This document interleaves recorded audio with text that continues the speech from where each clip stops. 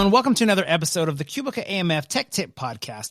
This is a weekly podcast where we take you on a journey through the fascinating world of bowling technology and beyond. As always, I'm your host, Orly, and I have a returning guest, Brandon Brooks. Brandon, welcome back to the show. What's going on?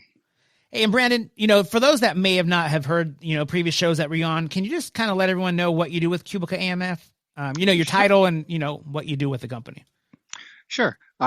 Previously I was in the technical support department, and I have recently moved into a new position as technical documentation specialist.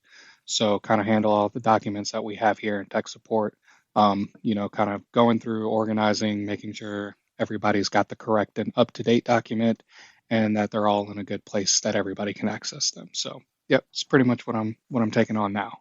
Right on. Did you get the big corner office up in the building? I got an office. Yeah, there's a door. I got a door. Yeah. I have a door to leave when it's time to go home. I guess that's all it counts, right? Yeah. There's a door that lets me in and out. Yep. All right, Brandon. Well, thanks for coming on. The reason I was bringing you on today, we had a question about the proper procedures of closing down due to weather. So, this might be like, hey, there's a tornado warning in the area. There's going to be a big snowstorm. We need to shut down. And, what are the proper ways to go about closing everything down? So I'm going to let you kind of jump into that. And, I think it's going to help a lot of people. Sure. Yeah. So if a center is expecting any type of inclement weather, then kind of the first steps they want to do is to power down all of their computers or their terminals. You do want to leave your server up and running. And this is just in case you have people who might book things online or, running your shifts, things like that. Just having the server update day to day is good as well, but you want to keep that server up and running. As far as, powering down the lanes or something like that, if you have your own dedicated panel that is for your lanes and for your scoring, for Conquer, then you can turn that panel off altogether. Otherwise, it doesn't necessarily hurt to, hit the breaker or the panel for the entire center. It's just very important that you make sure when powering everything back on, you do it a breaker at a time instead of kind of just jolting the whole center with power by turning the breaker back on. So that's a good key thing to remember. Another good key thing to remember too is if you store your cache drawer key in the cache drawer and say some weather comes by, you've got a storm and you lose power, you won't be able to open that cache drawer without that key. So just make sure you've got it somewhere accessible, somewhere you can open the cache drawer, like I said, in the event that you don't have any power, and that should take care of that. But yeah, you can always be on the safe side. You can power down your monitors, unplug those as well. But for the most part, it is just about turning off that panel, turning off all the breakers that go to it, just to make sure you don't jolt it when you turn it back on. And then when you do turn your system back on, doing it slowly and making sure that you're not, stressing out the power grid or anything like that.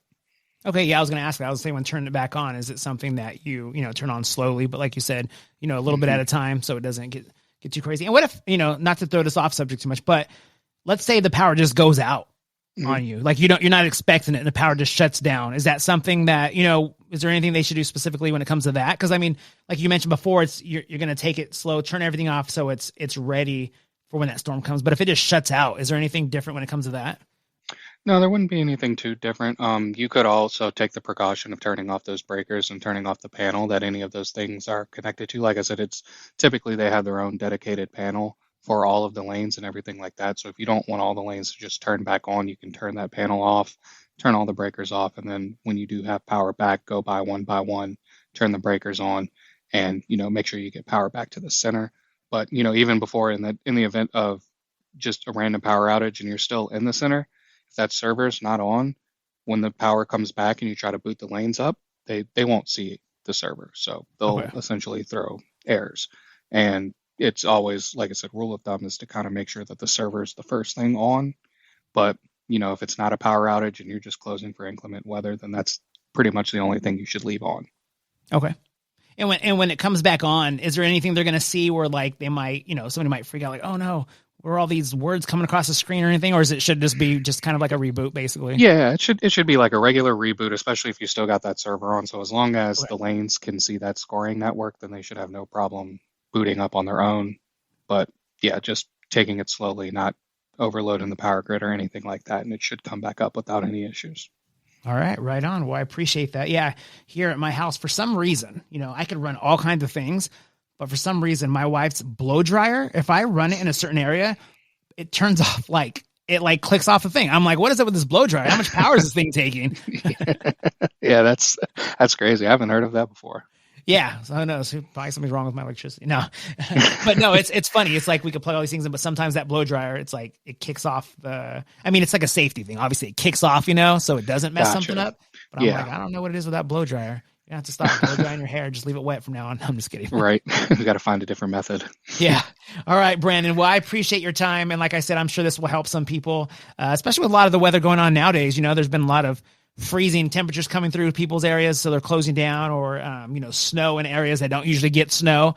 So this is something that maybe somebody didn't think they might have to think about. But nowadays, depending, no matter where you're living, you might get some kind of crazy weather. So like I said, I'm sure this is going to help someone out. So, if you're new to the show, make sure to go back and listen to past shows. We have a lot of great people coming on to share information and a lot of things that you can share with staff, management, owners. Let everyone know about the show.